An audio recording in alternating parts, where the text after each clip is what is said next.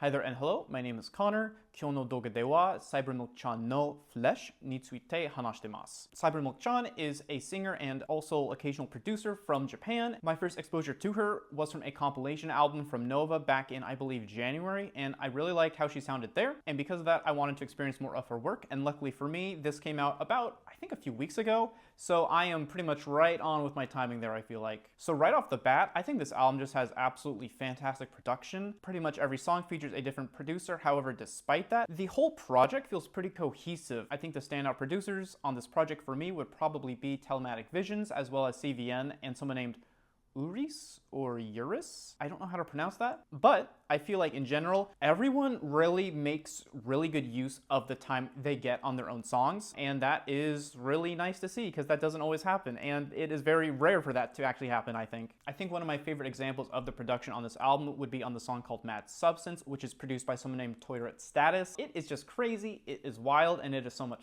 fun. I feel like they really took inspiration from Hakusei Hasegawa on this one here in just all kinds of ways. Namely, there is this very weird sort of ascending set of vocal keys, as well as this very slowed down and then ramped up speed of the vocals themselves too, which I feel like is very Hakushi-esque. And of course, this very wild swirling sound of water is just ever present and is of course one of the main traits of Hakusei Hasegawa's album Maho Gakko. I also feel like the final song called Life Kicks is a great display of production by the producer Kazuki Koga. This is possibly the song that I groove out to the most, primarily because of how great the beat is. I really like how Cyber's vocals are chopped up here and are then used to actually carry the main melody, but God, man, the percussion is just absolutely fantastic here. I love it so much. It's banging, and it is such a great closing song. And aside from the production, there is a lot of use of just random sounds. So with that said, I also really like the sounds on this album too. I just love how every beat kind of leans towards industrial,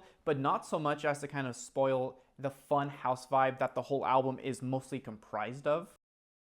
Also, I have a really sore throat right now, so I probably shouldn't be drinking coffee, but I just need something like warm in here. I think my absolute favorite song in here is the one called Ecstatic Heartbeats. I just love how weird the beat is, but also how it just worked so well. With that said, I do feel like the song is very aptly named for that reason. I especially like how the song changes over time. I feel like early on, at about the 2-minute mark, the song kind of goes down a few octaves and then jumps right back up, and that really reminds me of the way in which Floating Points produces his music too. His songs are kind of like 5 to 8-minute long journeys, and they really evolve over time, and I find that happens a lot here on this album as well. On top of that too, his songs are pretty minimal as far as vocal utilization goes on his songs, and to keep things fresh, he'll just kind of change it, maybe add vocals, maybe take out the vocals, maybe swap in other ones, and I feel like that really works well for him, and of course that really works well here too. I also think my favorite song of his is the one that he produced for Hikaru Utada, which is called Somewhere Near Marseille, and that song is this almost 11-minute long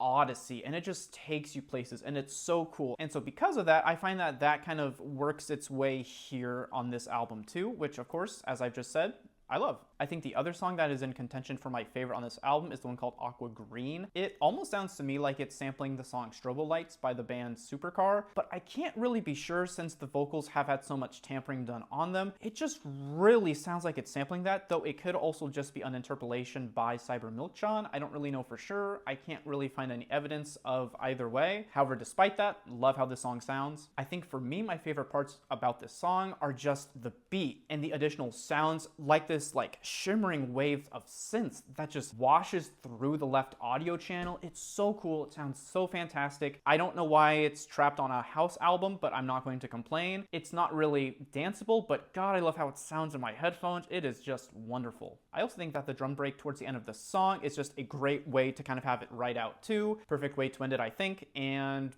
yeah, I just love the song. Last but not least, we should also probably talk about her vocals too. I think Cyber sounds great here, and her songwriting also feels very appropriate for everything kind of happening on this album. I feel like by and large, it's pretty typical house and EDM songwriting as far as lyrics and vocals go. However, what I will say is that you definitely don't want lyrics and vocals that are too overpowering and too self-indulgent and too noticeable, you know? For EDM, you really want the vocals to add to the song, but you don't necessarily want them to overtake it or really be to stand out. In my opinion, the vocals really need to service the vibe of the song, and with that said, I feel like it's perfectly balanced across this entire album in that way, so Big thumbs up there. I also really like the way she sings and also pseudo raps across this album too, particularly on the song called Puffy Thoughts. On that song, she just has a really fantastic flow and also has a great sense of how to enhance a track with her vocals. Do I feel like she's the next Ichiko Aoba?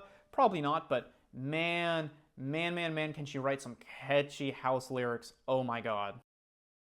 So I gotta say, I love most of the songs on this album, but I'm not really rocking with the first two. So the first two and almost kind of three songs are these very slow and very atmospheric kind of tracks, and I don't think they really fit the vibe of this album in the slightest. They're really unlike everything else on this album, so having them be the listener's first introduction to the sound of this album is a really strange choice, I think, especially because they're so slow. I feel like maybe you could cut one down and then have it as a quick intro, and then maybe have the other as an outro. I don't really know, but I just think it starts so incredibly slowly that it might even turn people off from listening to the rest of the album. With that said, I do think the third song called Milky Aspiration would have been a much better intro song because it's still kind of slow paced, but it's still got something of a heartbeat to it, and I think it just fits a lot more. And so with that said, this sequencing is really to the point where honestly my recommendation is to just skip the first two songs so that way you can get right to the meat of the album. It pains me to say that a lot, but honestly it's true. Now that I've talked about that, I just want to leave that over to the side so I can keep talking about how much I love this album. I think this album is so wild and so fun, and that there's so much to actually be able to dive deep into if you want to do kind of a close listen to it. I really want to give this album a 9,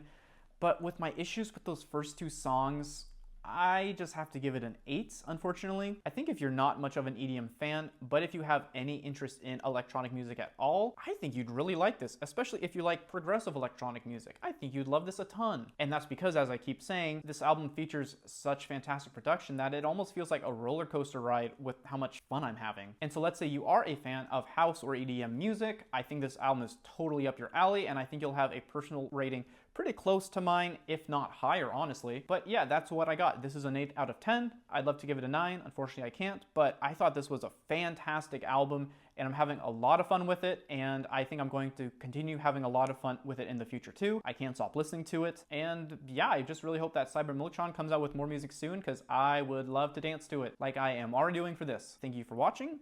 If you have any questions, comments, concerns, let me know in the comments, questions, or concerns box below. Or if you have any other recommendations, let me know. I'd be happy to receive them and check them out. But yeah, that's all I got for you. Thank you for watching, and have a good rest of your day. Bye-bye.